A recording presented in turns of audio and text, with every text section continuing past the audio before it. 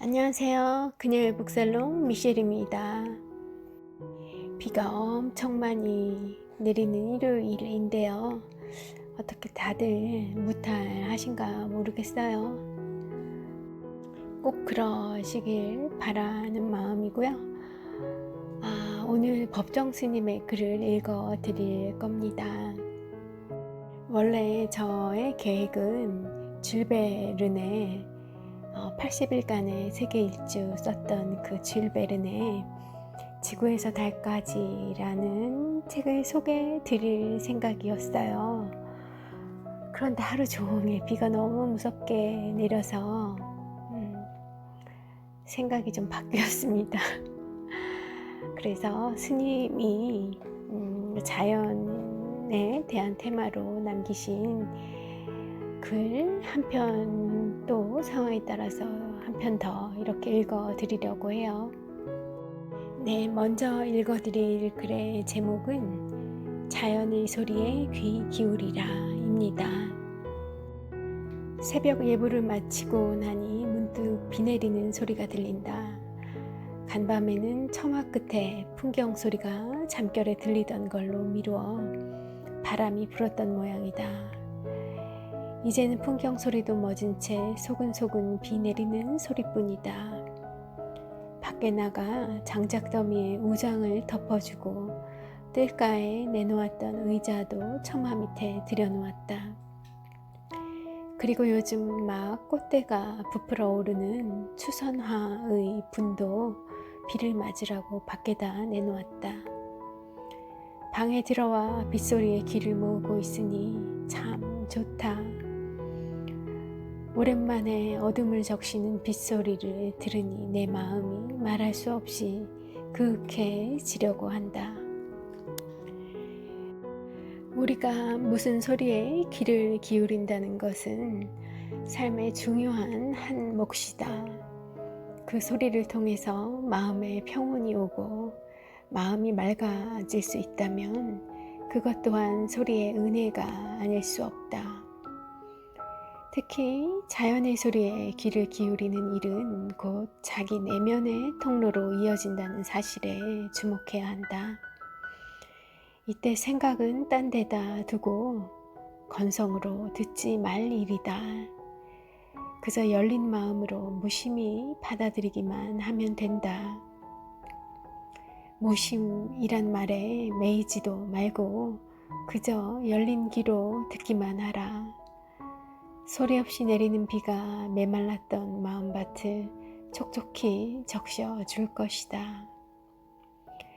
얼마 전 서울에 갔을 때 마침 산불 김원용 박사의 문인화전이 조선일보 미술관에서 열린 참이었다. 여느 직업적인 화가의 그림보다 밝고 단박한 선과 색채에 유머가 있어 보는 마음을 한없이 즐겁게 했다.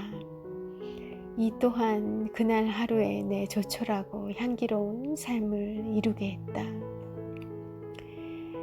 100여 점 되는 그림 가운데 관음상이 2폭 있었는데 그중 한 폭이 그림도 뛰어나고 화제도 좋아 아직까지도 생생하게 내 기억에 자리하고 있다.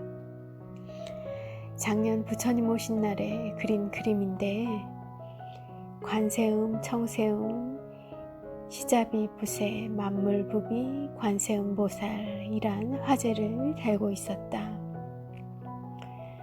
세상의 소리를 살피고 세상의 소리에 귀 기울여 자비를 베푸니 이 풍진 세상의 만물이 곧 관세음 보살 아닌 것이 없더라. 이런 뜻인가 봐요.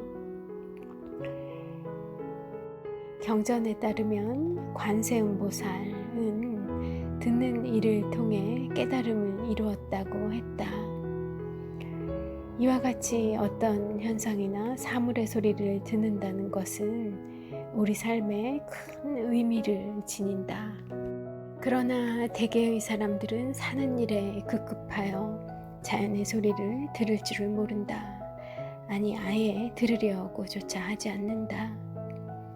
바닷가에 살면서도 파도 소리를 듣지 못하고 산중에 살면서도 솔바람이 어떤 것인지조차 모른다.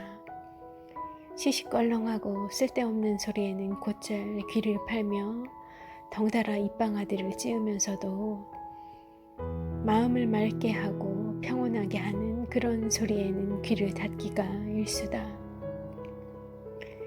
빗소리에 귀를 기울이고 있으니 문득 인도의 성자 카비르의 시가 떠오른다. 읽어 드릴게요. 빛의 비가 내리네. 보이지 않는 비. 보이지 않는 곳에서 질문과 대답이 이루어지고 말하는 이도 듣는 이도 없네. 여기 환희의 비가 내리네. 하늘 한복판에서 활짝 핀 연꽃처럼 한 번 빛의 비에 젖은 이는 더는 젖지 않으리. 누가 이 감정을 말로 다 표현할 수 있으리. 이 우주의 무한한 진리가 굳이 어떤 종교의 경전이나 가르침 속에만 있는 것은 결코 아니다. 경전이나 종교적인 교리는 이미 틀 속에 갇혀 그 팔팔한 생기를 잃어버린 지 오래다. 순간순간 우리가 살아가는 삶의 현장에서 내 눈으로 보고 내 귀로 듣고 내 마음으로 느껴야 한다. 일상에 매몰된 그런 눈과 귀와 마음이 아니라 눈 속의 눈으로, 귀 속의 귀로, 마음 속의 마음으로 받아들일 수 있어야 한다. 티 없이 맑은 심성을 지닌 사람만이 어떤 현상에서나 살아있는 진리를 발견한다. 열린 마음을 지닌 사람은 서로 다른 종교 속에서도 하나의 진리를 발견하고 닫힌 마음을 지니게 되면 하나의 진리 대신 차별만을 무수히 찾아낸다. 우리들이 순간순간 부딪히면서 살아가는 지금 당장의 일이 삶의 알맹이가 되어야 할 것이다. 그렇기 때문에 삶의 가장 절실한 가르침이 지금 이 자리의 이런 삶과 가장 가까운 종교가 진짜 종교다. 지금 당장의 삶과 아무 상관도 없는 메마르고 관념적이고 사변적인 가르침은 종교를 빙자한 공허한 헛소리다. 그 누구의 경우건 법문이란 이름 아래 이런 헛소리에 지금까지 우리가 얼마나 많이 속아왔는지 냉정하게 맑은 제정신으로 살펴볼 줄 알아야 한다. 하루하루 한순간 한순간이 우리를 형성하고 거듭나게 한다. 이 한순간 한순간이 깨어있는 영원한 삶이 되어야 한다. 그렇지 않으면 그 어떤 삶이라 할지라도 각자에게 주어진 삶의 몫을 부질없이 낭비하고 말 것이다. 미국의 사상가 랄프 트라이는 이렇게 읊고 있다. 그대 진정으로 원하는가? 그렇다면 지금 이 순간을 잡아라. 무엇을 하든 무엇을 꿈꾸든 지금 이 순간부터 시작하라. 자신의 주관을 지니고 사람답게 살려고 하는 사람은 누구나 자기 스스로 발견한 길을 가야 한다. 그래서 자기 자신의 꽃을 피워야 한다. 오늘 아침 올봄 들어 처음으로 숲에서 찌르레기의 야무진 목청이 들린다. 이제 또 봄이 시작되는 모양이다. 1991년 어느 날에 지으신 글인가 봅니다. 글이 빈틈이 하나도 없어요. 어디 제가 끼어들 틈이 없고요. 어느 문장에도 어느 문단에도 버려야 할 곳이 없어요. 꼭 필요한 어, 단어들, 문장들, 문구들로만 이루어졌다는 생각을 하면서 읽었습니다. 스님의 삶과 글이 어쩌면 이리 닮아 있는가 싶어요. 꼭 필요한 것만 가지고 살아내신 그 스님의 생활과 너무나 닮아 있는 글이 아닌가 싶습니다. 네, 다른 한편의 제목은요, 숲속의 이야기예요. 스님의 산속 그 오두막 라이프를 옆에서 몰래 이렇게 훔쳐보는 그런 느낌이 드실 겁니다. 그럼 들어보실게요. 아침부터 안개비가 내리고 있다. 대나무들이 고개를 들이우고 간밤에 핀 달맞이꽃도 후줄근하게 젖어 있다. 이런 날은 극성스러운 쇠찌르레기도 울지 않고 꾀꼬리며 밀화불이, 뻐꾸기, 산까치, 호반새, 휘파람새 소리도 뜸하다. 어제 해질녘 비가 올 것 같아 장작과 잎나무들을 좀 들였더니 내 몸도 뻐근하다. 오늘이 산중절에서는 삭발 목욕날. 아랫절에 내려가 더운 물에 목욕을 하고 왔으면 싶은데 내려갔다 올라오면 길섭의 이슬에 옷이 젖을 것이고 또 땀을 흘려야 할 걸 생각하니 선뜻 마음이 내키지 않는다. 솥에 물을 데워 우물가 욕실에서 끼얹고 말까 보다. 숲속에서 살다 보면 날씨의 영향을 크게 받는다. 눈이 부시게 푸르른 날은 기분도 상쾌하여 사는 일 자체가 즐겁지만 비가 오거나 바람이 거세게 부는 날은 심신이 더불어 무겁고 저조하다. 숲속에서 함께 살아가는 새나 짐승들도 마찬가지다. 감정이 있는 유정들이라 짐승이 크게 다를 바 없다. 때로는 그 정을 나누며 가까이 하다가도 발걸음이 뜸해지면 까맣게 잊은 채 관계의 줄이 느슨해진다. 눈에서 멀면 마음에서도 멀어지게 마련이니까. 며칠 전에는 이런 일이 있었다. 아침 6시면 어김없이 부엌에 내려가 아침 공양을 끓여 먹는데 그날은 하던 번역 일을 한 꼭지 마저 하고 내려가려고 시간을 좀 늦추게 되었다. 6시 반쯤 되어 누가 덧문을 두들겼다. 이른 아침에 웬 놈이 또 찾아왔는가 싶어 마루로 나가 덧문을 열었더니 다람쥐란 녀석이 뽀르르 덧문에서 내려 깡충 뛰어갔다. 아침마다 똑같은 시간에 문을 열다가 그날 아침은 좀 늦었더니 숲속의 한 식구인 다람쥐가 웬일인가 싶어 문을 두들긴 것이다.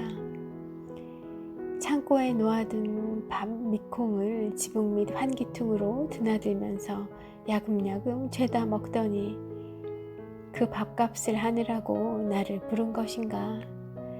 이토록 영특하고 귀여운 다람쥐를 대한민국에서는 외화 획득의 눈이 어두워 가죽을 벗겨 팔아먹은 적이 있다.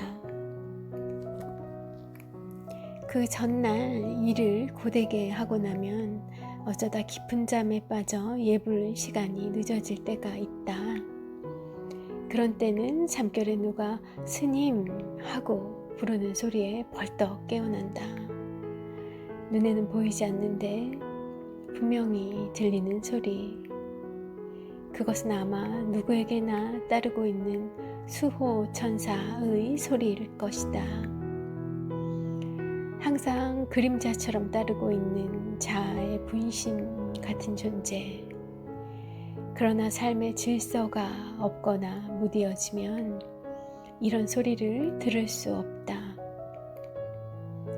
정신이 맑고 마음이 투명해야 자기 분신의 소리를 들을 수 있다. 이따금 장기, 숙광이죠. 장기가 회를 치면서 큰 소리로 울어대는 때가 있다. 또 누가 올라오는가 싶어 밖에 나가보면 어김없이 사람들이 올라오고 있다. 장기 말이 나온 김에 꿩 이야기를 좀 해야겠다. 겨울철이면 숲속에 먹이가 시원찮아서인지 꿩들이 많이 뜰가에 내려와 어정거린다. 처음에는 먹이로 주로 콩을 뿌려 주어도 저만큼 서서 바라보기만 하지 선뜻 다가서려고 하지 않는다. 내가 몸을 비켜주면 그때야 와서 주워 먹는다. 아마 사람을 못 믿어 하는 모양이다. 이렇게 조금씩 길을 들이다 보면 까투리, 암꿩, 이 까투리는 내 발뿌리에까지 와서 마음 놓고 쪼아 먹는다. 그러나 장기는 여전히 바라보고만 있다. 사람이나 까투리나 꿩이나 남자들은 이 수컷들은 그런가 봐요. 그쵸? 어쩌다 밖에 나가 며칠 만에 돌아오면 나를 보자마자 까투리들은 우르르 몰려든다. 이렇게 되면 모든 일을 제쳐두고 그 애들 먹이부터 먼저 뿌려주어야 한다. 이런 꿩들이 며칠 동안 안 보이면 몹시 궁금하다. 혹시 매한테 채어가지는 않았는가, 혹은 다른 짐승한테 물려가지는 않았는가 싶어서다. 한동안 까투리고 장기고 전혀 보이지 않더니 요 며칠 전 대숲 속에서 병아리만한 새끼 꿩들이 5-6마리 몰려가는 것을 보았다. 그동안 알을 품느라고 보이지 않았던 것이다. 여름철에는 숲속에 먹이가 많으니 뜰에는 잘 안 온다. 이따금 장기 소리만 들려올 뿐. 숲속에서도 인간의 도시에서처럼 이따금 비정한 약육강식이 벌어진다. 그때마다 새들의 지저귀는 소리가 아주 다급하게 들린다. 하루는 해가 기울고 어스름이 내릴 무렵 채소밭에서 풀을 베고 있는데 우물쪽 나무 위에서 새들이 아주 다급하게 짹짹거렸다. 웬일인가 싶어 호미를 든 채 그쪽으로 가 보았더니 매가 한 마리 날아와 새 새끼들을 채 가려고 노리고 있는 참이었다. 예끼놈 쏙 안 물러갈래? 하고 크게 고함을 쳤더니 매는 날아가고 다람쥐가 나무줄기를 타고 내려왔다. 이웃의 위급함에 그도 한몫 거들면서 짹짹 거렸던 모양이다. 다람쥐가 꼬리를 쳐들면서 짹짹거릴 때는 쇳소리가 난다. 안개비가 이제는 굵은 비로 바뀌었다. 안개는 저 아래 골짜기에 머물러 있다. 와, 이 풍경이 어떨지. 저 아래 골짜기에 머물러 있는 안개를 위에서 내려다보는 풍경이 어떨까 싶네요. 이런 빛 속에서도 태산목에는 꽃 한 송이가 새로 피어났다. 내 눈에는 나무에 피는 꽃 중에서 이 태산목 꽃이 가장 정결하고 기품이 있고 좋은 향기를 지닌 것 같다. 꽃이 파리 하나가 꽃을 우산처럼 받쳐들고 있는 걸 볼 때마다 생명의 신비 앞에 숙연해진다. 일단 피어나기로 작정한 이상 비가 오거나 바람이 불지라도 피고야만은 꽃의 생태에서 게으른 사람들은 배울 것이 많다. 그러네요. 일단 피어나기로 작정한 이상 비가 오거나 바람이 불지라도 피고야만은 꽃의 생태. 우리가 배울 것이 많이 있을 것 같습니다. 위채 부엌문 위에서는 요즘 말벌이 집 짓기에 한창이다. 아침에 보니 벌써 작은 호박덩이만 하게 지어놓았다. 한 주일쯤 전에 집을 짓는 걸 처음 목격하고 더 커지기 전에 떼어버려야겠다고 생각했었다. 재작년에도 저 말벌 때문에 나도 몇 차례 쏘이고 나그네들도 더러 쏘인 일이 있었다. 남의 집에 붙어 사는 처지에 주인도 몰라보고 쏘다니 그 소행이 괘씸해서 집을 헐어버렸다. 그랬더니 집을 잃어버린 벌들은 며칠 동안 집자리를 맴돌면서 떠나갈 줄을 몰랐다. 그 정성이 측은해서 마음에 걸렸었다. 쩍쩍 달라붙는 소리가 거슬리고 쏘일까봐 일찍이 뜯어버려야겠다고 벼르다가 애써 집을 짓는 걸 보고 어제는 마음을 고쳐 먹었다. 그래서 벌들한테 이런 말을 해주었다. 예, 벌들아, 나하고 약속을 하자.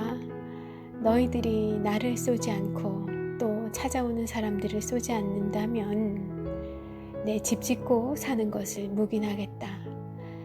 그러나 만약 그 전처럼 주인이건 나그네건 한 사람이라도 쏘는 날이면 그날로 즉시 철거하게 될 것이다.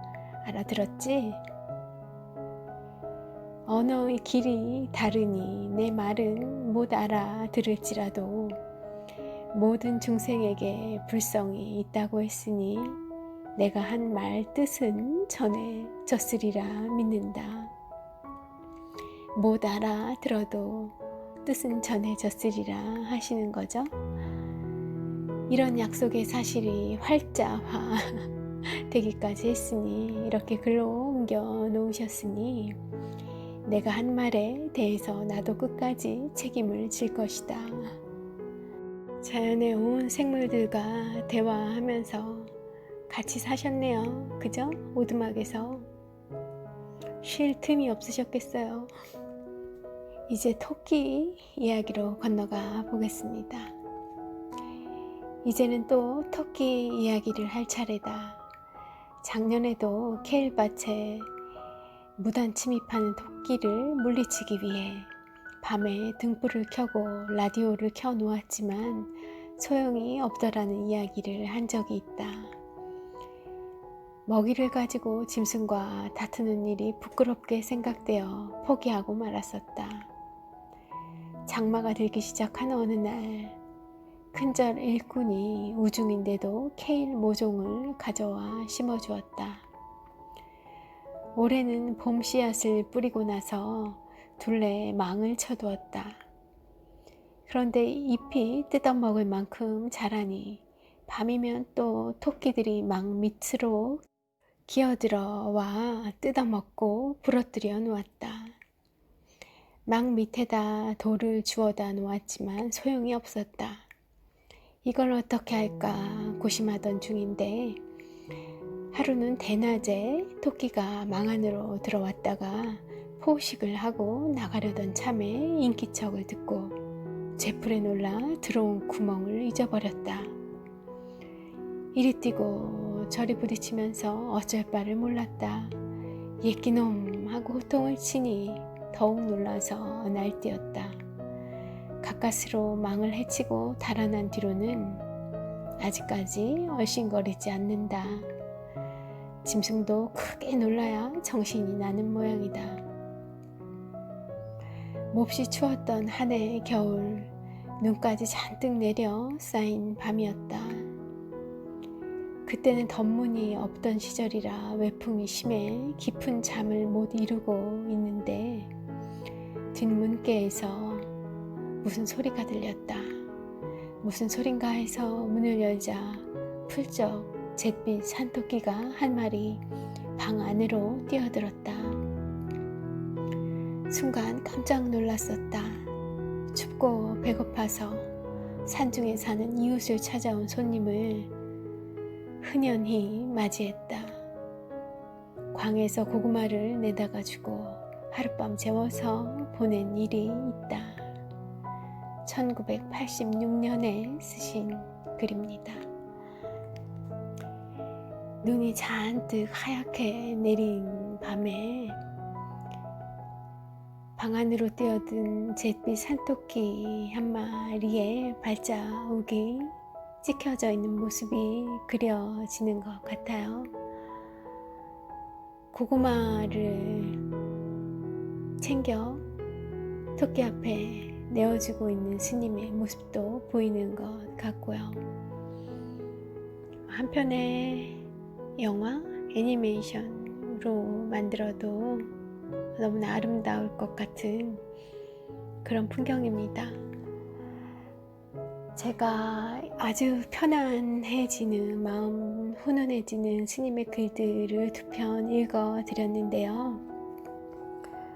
오늘 내리고 있는 비는 사실 이런 따뜻한 모습과는 좀 거리가 있어요. 이 지치지 않고 계속되는 거센 빗줄기에 무서워지기도 합니다. 제가 예전에 지구온난화 관련해서 어떤 녹음분에서 말씀을 드렸던 것 같은데요. 지구온난화에 따른 기후변화의 흐름은 어떤 임계치를 넘으면 그 방향을 돌릴 수가 없다고 하더라고요. 제가 마지막으로 접했던 그런 보고서에 의하면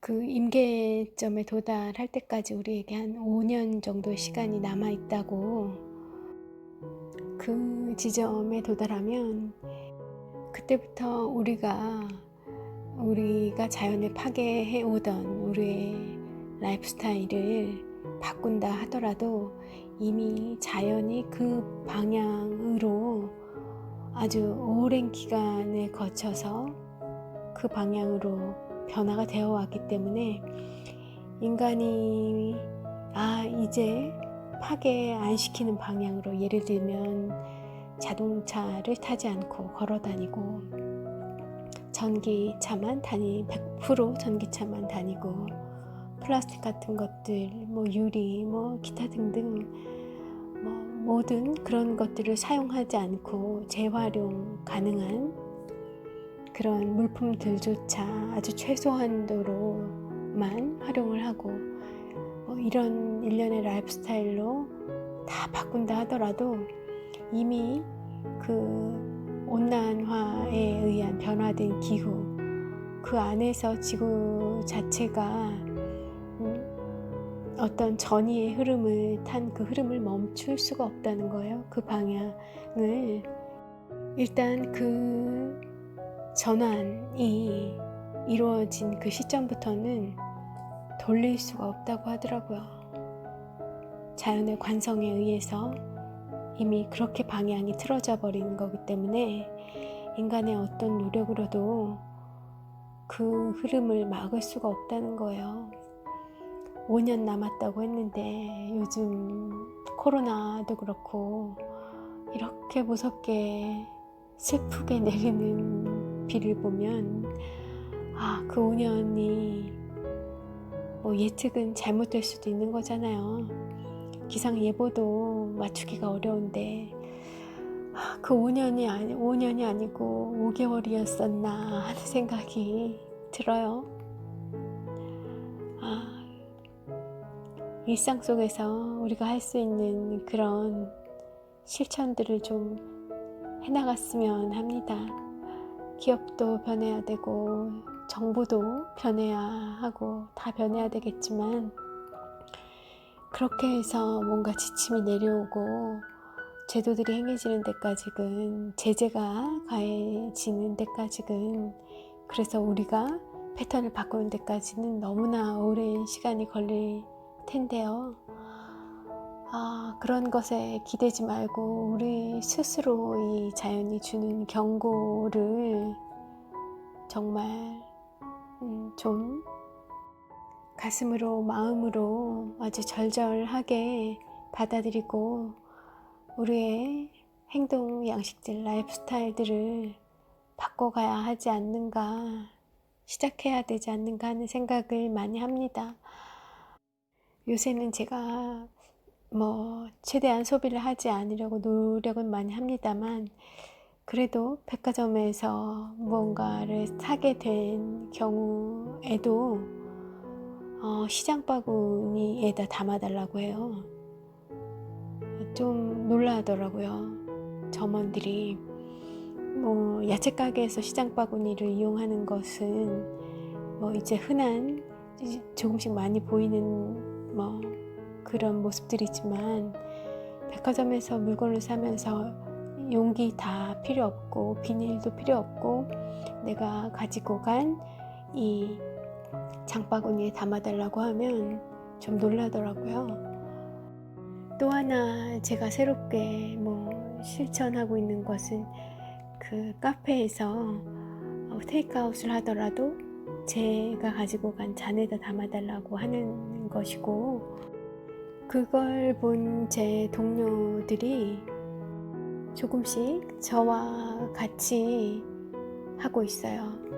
그리고 또 누군가 그런 컵을 하나 구매해야 되겠다고 하면, 제가 집에 좀 여러 개가 있더라고요. 사용하지 않는, 한 번도 사용하지 않은, 여기저기서 받은 것들도 있고, 그런 텀블러들을 하나씩 선물해주고 있어요. 아주 작은 노력입니다. 어찌됐든 이 작은 노력들이 시작이지 않을까 해요. 또 무슨 태풍이 이 밤사이 또 있을 거라는 안내 문자가 오고 있습니다. 모쪼록 피해 없으시길 바랄게요. 함께 해주셔서 감사하고요. 저는 또 내일 이 자리에 있겠습니다. 편안한 밤 되십시오.